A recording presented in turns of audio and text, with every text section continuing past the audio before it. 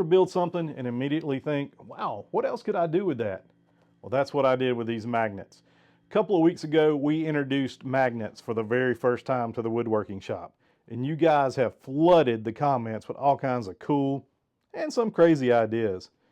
Welcome back to Sawdust and More. Today, we're building what Etsy is calling a simple house planner. Now, Etsy is just doing the planner, not adding the pots or the cross. So if you guys want to take it to the next level, stick around, watch me build this.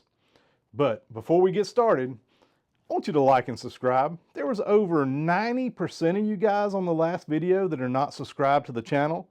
So if you would, while I'm getting ready to set up for this, go ahead and hit that like and subscribe button. These pallets have been sitting in my shop for about a month. And to be quite honest with you, I'm tired of moving them every time I need to get into this cabinet. So what I'm going to do is I'm going to take my circular saw and I'm going to cut these down, and we're going to make something cool out of them. Now, I'm going to use a circular saw because usually when I use the pry bar or crowbar, I end up splitting the boards and making more of a mess than I actually need to and wasting a lot of the board. So to me, it's going to save us a lot of time if we take the circular saw and cut these loose.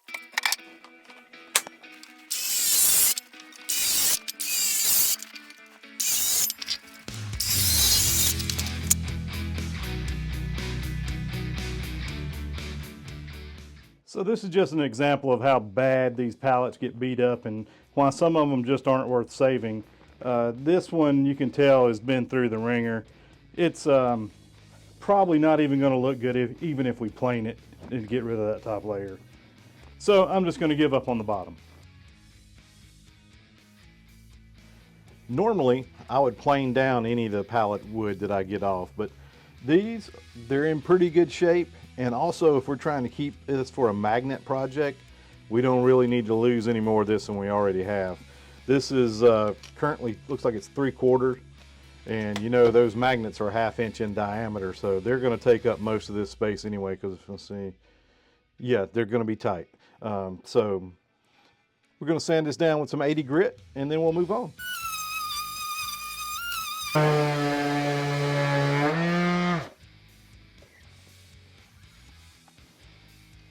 Not too bad for pallet wood. I won't bore you with the rest of the sanding, but that's what I did. Now that we've got these sanded, we've got to figure out how we're going to best utilize each one of these boards, because we only got so many that come off this pallet. And all I've got to go on is some of the ideas rattling around in my head and the little picture I saw on Etsy. But I'm trying to make this dual function. I'm trying to use our cross from another project. We're going to build these later on in the video, so just stay tuned. I've also got two of these little small, I think they're 3.5 inch planters maybe. Got them from Dollar Tree. So my idea is to incorporate both of these. If you don't want to use magnets, you can still build this same project and just use it as a planter. So let's decide how we're going to chop these up. Okay, so these are the boards we're starting out with. We've got two of these that kind of have the same design on them. We've got these two that have kind of the same look. Check this out. Can you see the, I'm going to call it an ostrich head. Thought that was pretty cool. We may try to use that, incorporate that into the project, but I don't know if we'll be able to. But before we do that, let's square these up and get on to where we can actually work with them.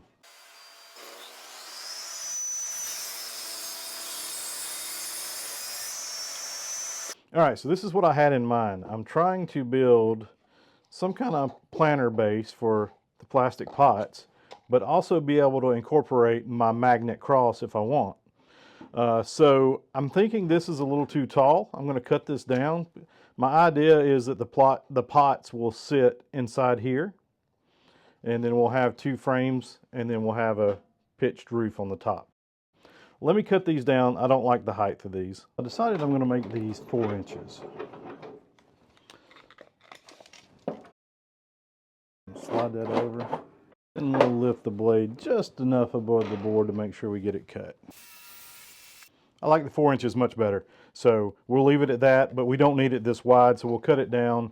And if you're looking for these dimensions, I'm going to have them all at the end of this video. So if you don't want to watch the rest of this, zoom on past.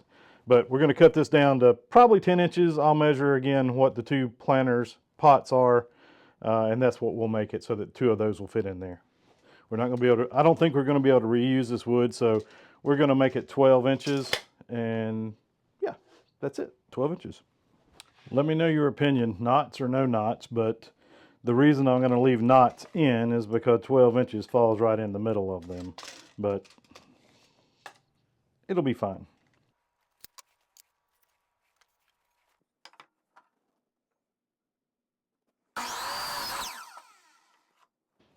Okay, these are our 12-inch pieces for front and back. Then what we'll do is we'll make a frame going vertical. We just need to decide how tall we want that, how wide we want that. But the planters are going to determine how wide we get this. So we want this planter to be able to fit in between that. So stand this guy back up.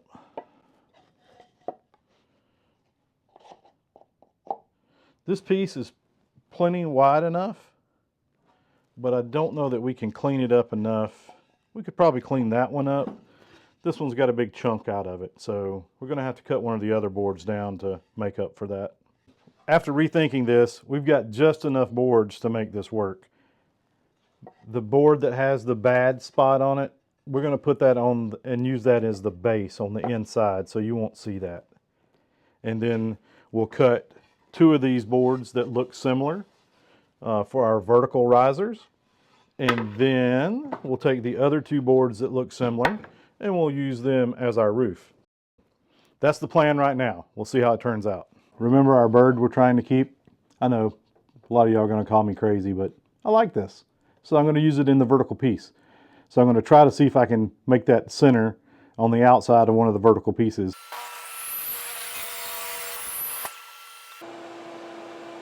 We saved our bird. Now we're ready to do a little test fit. So we're going to put these pieces together like so.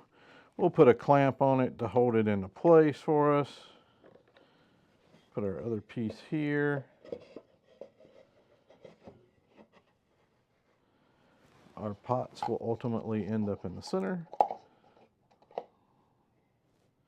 Okay, and now what I want to do is we'll put a 45 on these top pieces so that the roof will slope with it.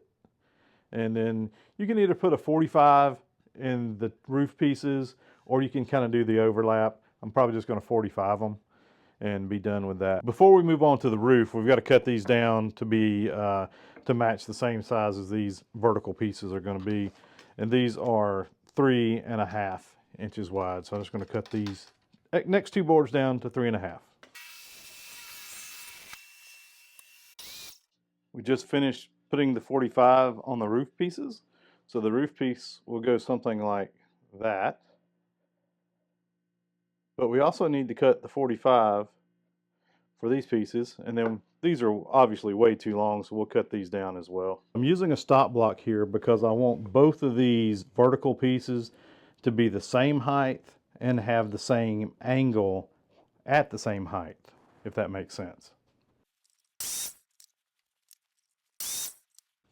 All right, so the vertical pieces are cut. We have our roof cut, and then they're going to fit together something like this. I just need to cut the length of our roof to make that right. What I'm going to do is I'm just going to make a mark on the back side here to where I think I want to cut it, and then we'll either cut it straight or cut a 45. 45 will probably make it look a little better, so we'll do that. I've got a stop block in here again so that I can make sure I put the angle in the exact same place on both boards. This is what it's going to end up like. I've had to use my other clamp, but that's what it's going to end up looking like. Something like that. Let's glue these pieces together. I'm going to put just a little bit of wood glue on each one of these pieces. And I'm also going to put a little dab of CA glue to hold it until the wood glue dries. And I'm using Type Bond 3, not because I think it's going to be outside, but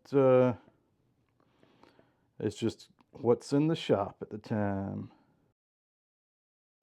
Roof's all glued together. Now all we have to do is put the rest of it together. So we'll use a little glue, little brad nails, put a bottom in it. I'll show you how I'm doing it. Gonna put a little wood glue, and then we'll put a brad nail in it.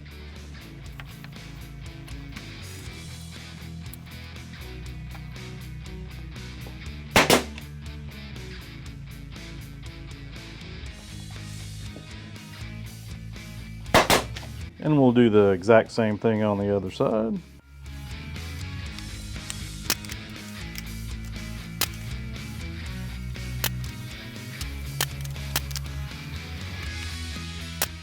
So we're ready to put the bottom in now.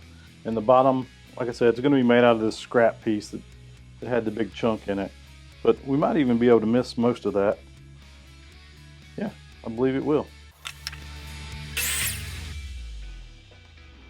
Still just a little bit of chunk, but it'll be hidden inside the bottom. Here's the bottom piece we just cut. There's our gouge that's going to be hidden inside. And it fits perfect. We'll put a little wood glue.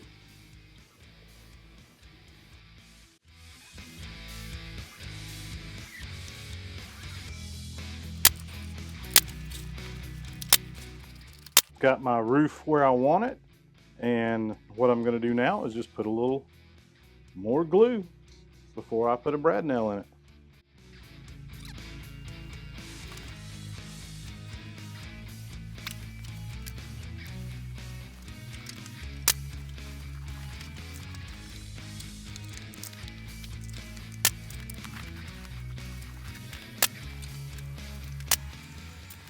This one piece left that's going to fill the void. The next thing we'll do is just measure it down, or just make a mark and make a cut and see if we can get that to fit in there.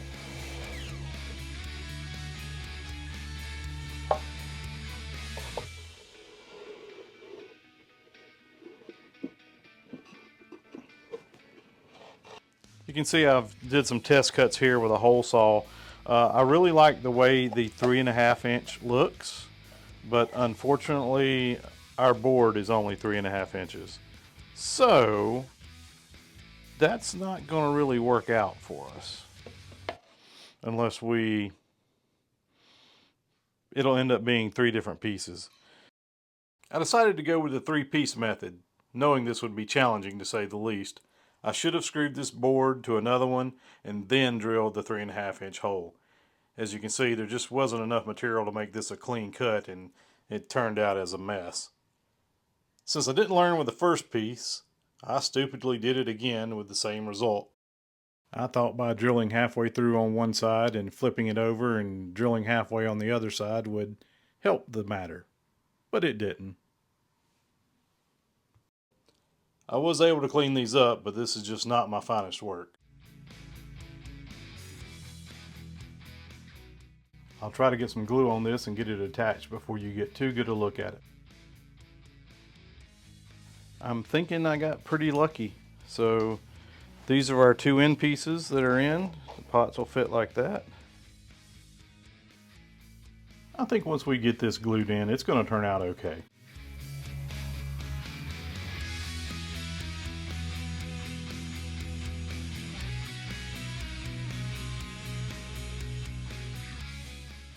All right, our middle piece was the same idea.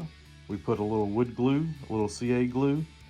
Looks a little bad without the pot in it, but once you stick the pot inside, this is going to turn out okay, I believe. This is going to finish up this portion of the build. Not my finest work. This side dimension here needed to be at least 4 inches because not very proud of how these turned out, but you know, it's good enough to give to a family member, right? I've worked on trying to get the cross to where it would float without strings. All the test runs I've made, I cannot make that happen. I know they make some kind of levitating electronic device that would help do that, but we're stuck with fishing strings for now. Stick around if you want to see the rest of that. Otherwise, this would be the end of your planter build. before we make too many adjustments, let's figure out where we want the cross to be and how we're going to make it float. Originally I thought I was going to drill into the angle here and just put a magnet up in there, but I think what I'm going to do, I'm going to put some kind of beam in here. That's probably too far down, but I'll cut that up and see if we can get that up in here somewhere and see what that does for us. Here's our beam that we're going to use. I made this 4.5, and it's 3/4 material, and we're going to center that up and put it here. But we're also going to put our magnet in the bottom of it, just in case you want to put the magnet cross in there. I've already got this centered up as well, so we'll drill our 1/2-inch Forstner bit into here, 3/8 deep, and we'll put our magnet in.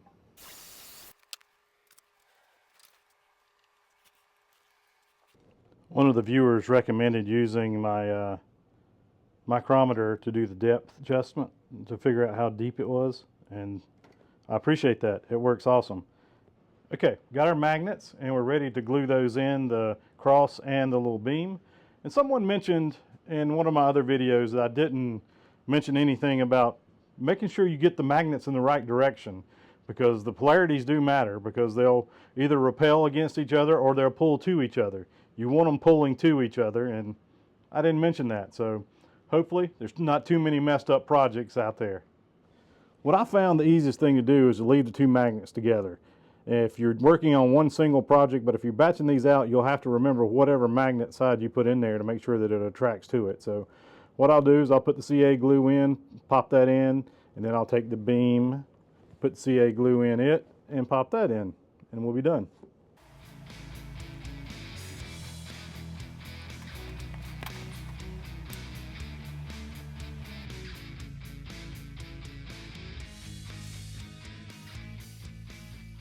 Like I said, I'm going to leave the magnets stuck together and hopefully this will work out. Next thing we're going to do is we're going to glue our beam in, which is going to sit right in the center. I've already measured the center of the boards, center of the cross beam, and I know I've got it on my Craig multi-tool here that this is where it needs to be.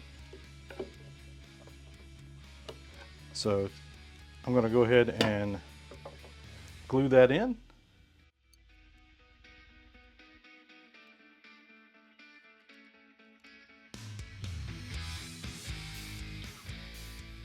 Once that dries a little bit more, I'll come back and put some brad nails into it. But while we're waiting on that, let's go ahead and find the center of our piece here. We've punched our center. We're just going to drill the smallest drill bit we have. All right, this project's coming to an end. All we got to do is take some more of our fishing string, and we're going to just tie that to the bottom of the cross again. Like I said, I tried the two magnets. I couldn't make it work. And this step is optional anyway. I think planner looks probably just fine the way it is. And like I said, they're selling them on Etsy and no problem getting a good little price for them.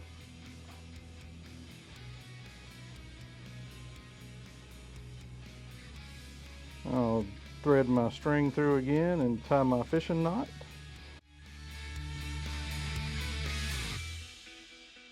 Okay.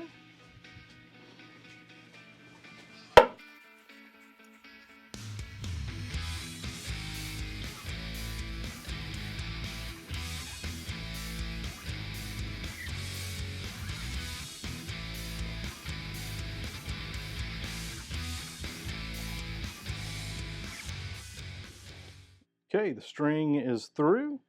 Now we'll figure out how much we actually need before the cross snaps back up to the top. Somewhere in there.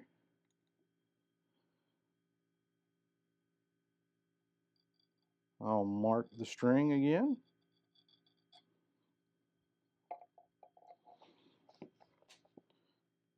And then I'll pull it through and tie something to the bottom.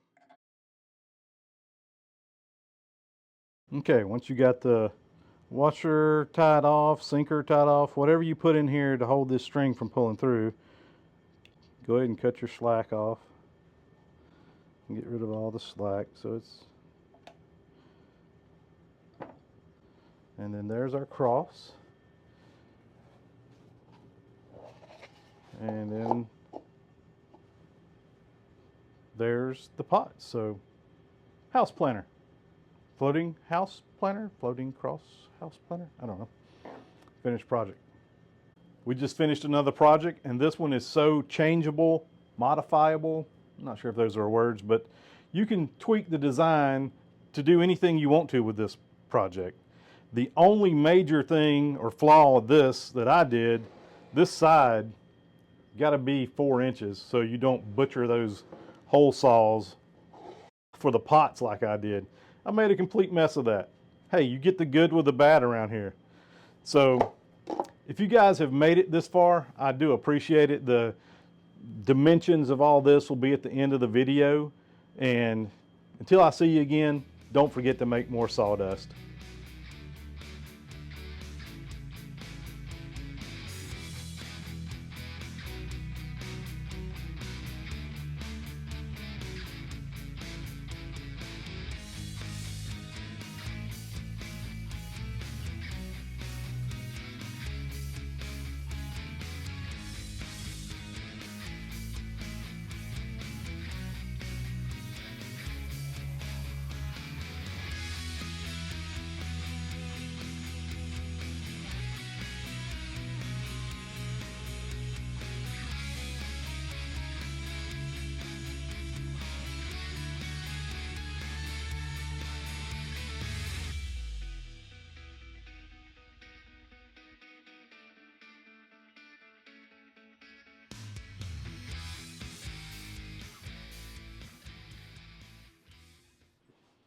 The cross, that's what I've got the most questions about. And believe it or not, it's the easiest piece to make. This cross is 8 inches by 5 1/4. And you can use table saw, you can use a sliding miter saw, you could use a jigsaw, but I wouldn't recommend it. And you can make this half lap joint. But if you're a beginner, you can just glue these straight to the main stem. It's not structural. It's not going to break apart. That wood glue is stronger than some of the nails are. So I'm going to show you how I build it. We'll try using the table saw and the sliding miter saw. I don't have a good crosscut sled for my table saw, so I'll show you the way I did it. Stick around. We're going to build the cross. This is one of the original magnetic crosses that I built. The center post is 8 inches long, and the cross beam is 5 1/4 wide. Got a piece of 3/4 by 3/4 Paduke, and we're going to measure our first piece at 8 inches, and then we'll get our square, draw a straight line so when we get it over to the miter saw it'll be a little easier to see. Then we're going to flip the Paduke around, mark from the other side, that way we only have to bring it over to the miter saw once.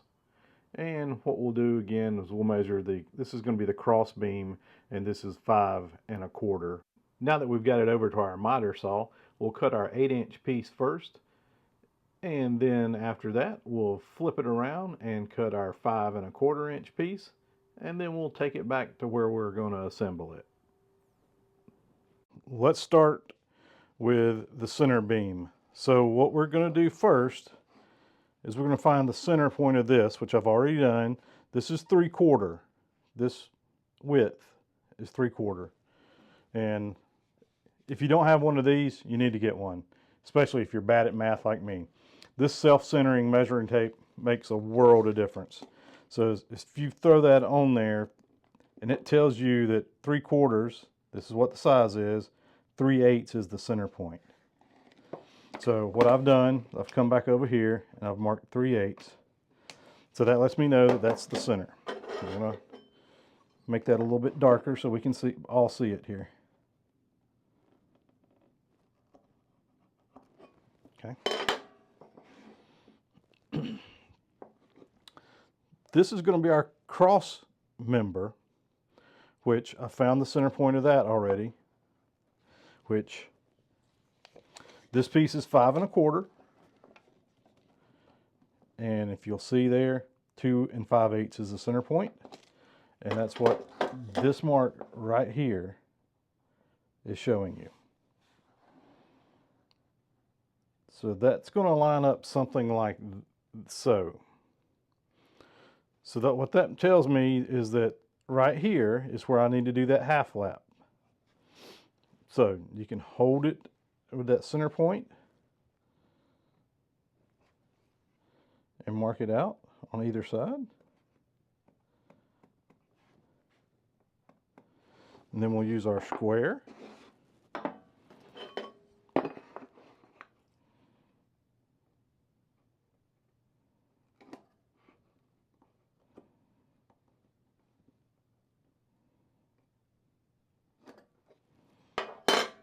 So that's where our half lap needs to be on the center piece.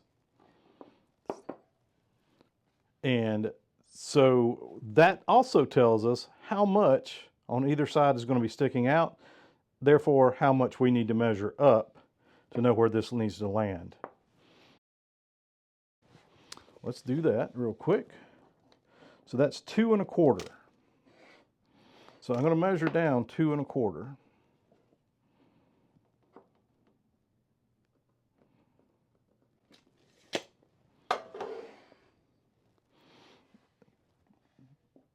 So with that being 2 1/4, this is 2 1/4, this is 2 1/4. So that lets me know that's where this beam is going to start at. So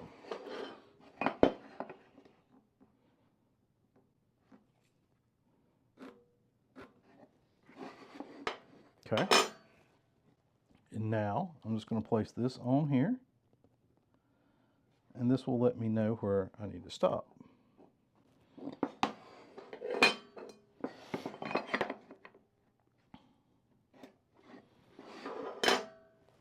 I'll turn this around so it looks a little better for you. So there's my half lap. It's going to go just like so. And so we're going to cut out half of this, probably just somewhere in here. And we'll do the same thing on the main center beam, and there they will fit on top of each other. Easy enough, right? So how deep is the half? So this, once again, this is 3/4. So we're going to take half of 3/4, which is 3/8. We could have done that with our little piece over here again. You can see with our self-centering tape measure, it's 3/8. So we'll need to take 3/8 off of this and 3/8 off of that, and they'll lap over each other. Now I don't have any of the fancy depth gauges, but we can either use our multi-measuring device from Craig, or we can use our sliding square, or worst case scenario, we cut a small piece of scrap wood 3/8, and we know that's how much we need to cut deep into it. So however you want to do it, choice is up to you. I'm going to go with the fact that most of us are beginners and may not have depth gauges. So what I'm going to do is I'm going to do the poor man's way to doing this. I'm going to measure this 3/8 and I'm going to cut it on my miter saw. I don't like cutting small pieces on my miter saw, so watch out, things may go flying. We're going to cut this very small piece on the miter saw. And what I found is once you make the cut on these little tiny pieces, do not raise the saw until it is finished spinning. Word to the wise. Don't ask me how I know.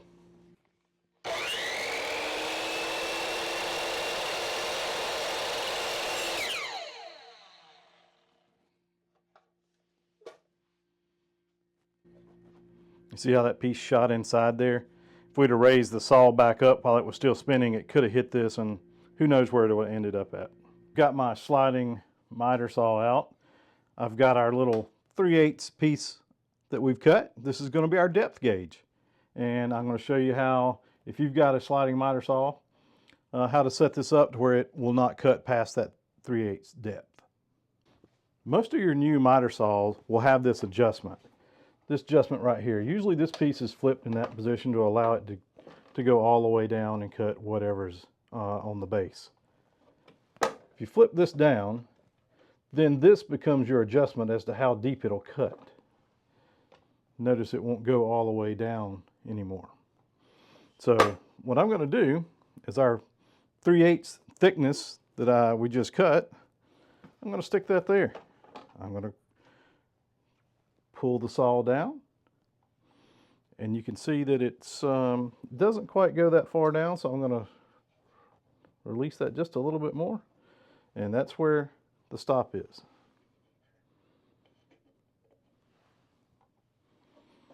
And that's where we're going to try to make our cuts at. And so what we'll do is we'll lay the cross on the piece and go back and forth. So I've got a test piece here that I'm gonna, of our scrap that we'll use to start with, and we'll just see how, we'll make one swipe on this scrap and then measure it.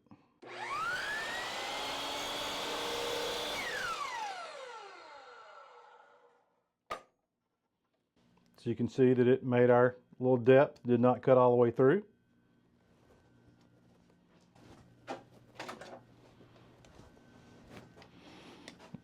And then we can measure it down to see it's right at 3/8. We can always cut more, but we'll start with that.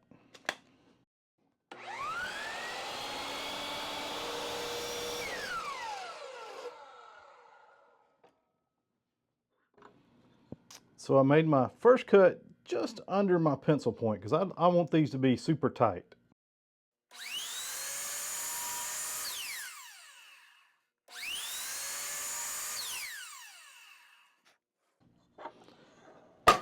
Be careful if you end up with little stragglers like that, it'll shoot them out if you're not careful.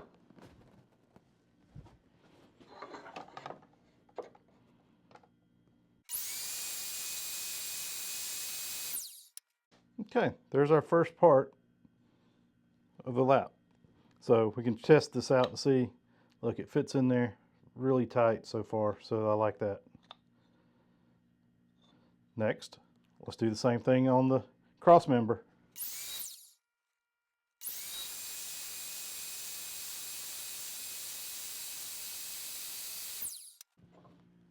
Okay, there's our others, and the two will fit together, hopefully.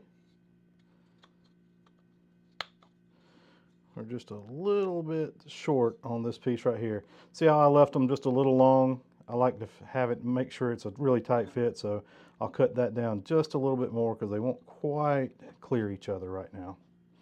Now, what I'm also going to do is make sure I'm still good. I'm not too far off on either side, so 2 1/4. So I need to come this direction, so I'm going to cut it on that one.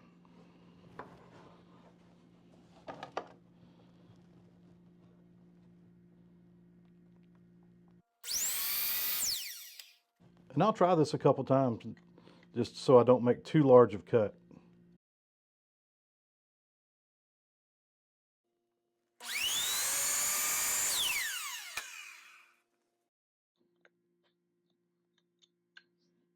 Okay, that was enough. There's your half lap joint.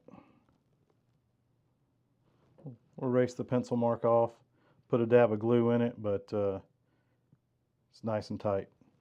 Now all we gotta do is put a little glue in it and let it set up.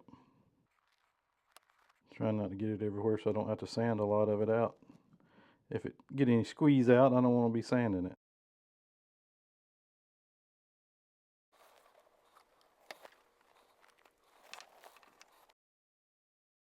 We'll let that set for a little bit. Put a little on the edges here.